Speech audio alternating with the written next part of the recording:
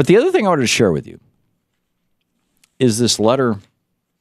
This just took my breath away. This is a letter by the guy who does Dilbert.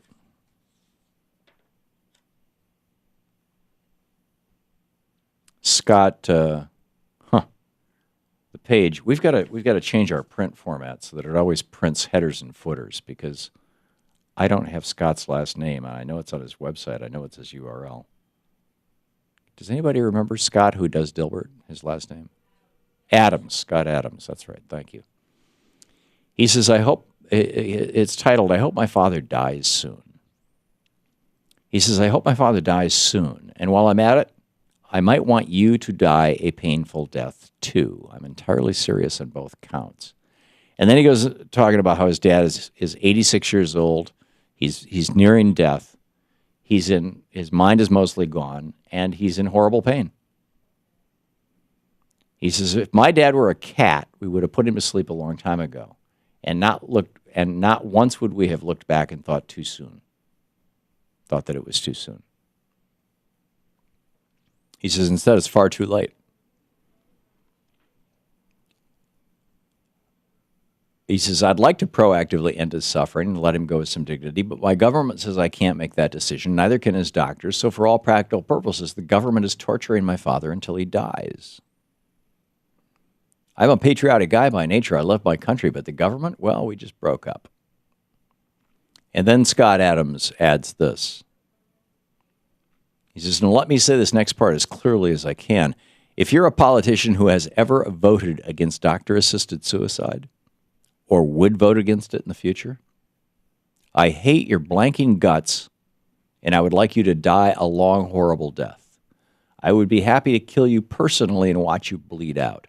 I won't do that because I fear the consequences, but I'd enjoy it because you blank Eckers are responsible for torturing my father. Now it's personal. He talks about how his emotions are a bit raw, and no doubt about it. Washington State and Oregon are the only two states that have death with dignity laws. And we had a number of people on this program when we were broadcasting out of Oregon, and death with dignity was being debated in both Washington State and Oregon ultimately. And then when it passed in Washington State and it was being debated in Oregon, I had physicians on. And the way it works is you have to be within 6 months of dying. 2 doctors had to certify that. And your quality of life has to be fairly minimal. And 2 doctors have to certify that. And they give you a prescription for a little bottle of orange-flavored, it's like a little bottle of cough syrup. And basically what it is a massive overdose of, I think it's phenobarbital. It's one of the barbiturate drugs, as I recall. And you drink it, and you go to sleep quietly, and 6-8 hours later, you're dead. And what was most fascinating in my conversations with these physicians about this, and we also got calls from people who actually had these prescriptions sitting on the night table next to them, was that the number of people who found themselves in these horrible end-of-life situations where their mind was still clear enough that they could think,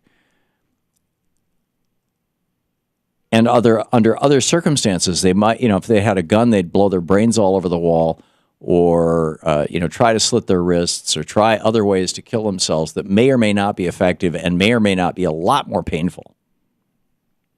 Almost always a lot more painful. If not for them, then for everybody around them. And you don't gather your family around and say, hey, everybody, nice to see you, I love you, hold my hand while I shoot myself in the head. You just don't do it. Was that the people who did use these drugs did so in a way that had dignity, where they literally would gather their family around and say, okay, I'm going to go now. And Johnny, goodbye to you. And Sally, thank you so much for the life. And, whatever. You just, and then glug, glug, glug. And even then they'd be, awake for a half hour or so before they just kind of fall asleep. But the interesting thing was that the percentage of people who actually killed themselves went down. Because what people would do is they'd say, I'm in terrible pain and I'm dying and I'm terminal, but I'm no longer afraid because there's that bottle just 6 inches from me and all I have to do is drink it. And I can wait another hour. And I can wait another hour after that. And I can wait another hour after that. And they would just keep saying that. I can wait another hour. And more often than not, they died of natural causes rather than drinking the drug. Death with dignity laws actually reduce suicides. For those of you who have a religious objection and think that people who commit suicide go to purgatory or hell or something, death with dignity laws actually reduce suicides. So why don't we do this nationwide? And this isn't, by the way, just for 80 and 90-year-olds. I mean, there are 20 and 30 and 40-year-olds who are in stage 4 cancers. They're racked in pain. They're going to live just a few weeks. Why should they not have the ability to gather their friends and family around and say goodbye and then just drink some orange juice? You're listening to the Thom Hartmann Program. Call 866-987-THOM. I realize this is sort of the opposite of talking about Obamacare, except in the addled mind of Sarah Palin.